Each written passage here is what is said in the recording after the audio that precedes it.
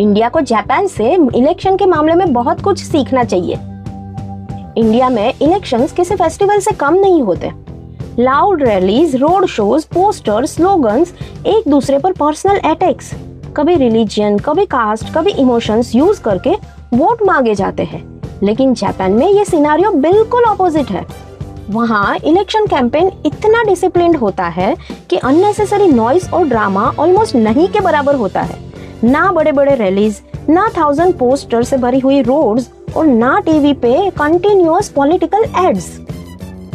और सबसे इंटरेस्टिंग बात, जापान में अगर कोई पॉलिटिशियन ऑपोजिशन के अगेंस्ट डेरोगेटरी या पर्सनल स्टेटमेंट देता है तो उनको हैवी पेनल्टी लग सकती है।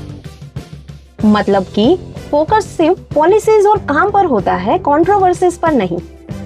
इंडिया में कई बार वोटर्स को अट्रैक्ट करने के लिए इमोशनल नैरेटिव्स यूज होते हैं, लेकिन जापान में कैंडिडेट्स अपनी एजुकेशन, अचीवमेंट्स और फ्यूचर प्लान्स की बात करते हैं।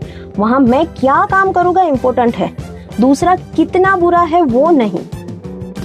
और ट्रांसपेरेंसी, जापान में पॉलिटिकल डोनेशन और फंडिंग का पब्लिक रिकॉर्ड मेंटेन होता है। मतलब पब्लिक देख सकती है कि पैसा कहां से आ रहा है और कहां पे यूज हो रहा है।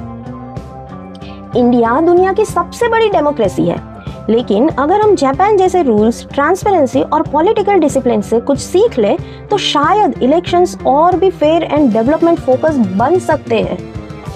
अब ऑनेस्टली बताओ कि इंडिया को जापान के इलेक्शन सिस्टम से कुछ सीखना चाहिए?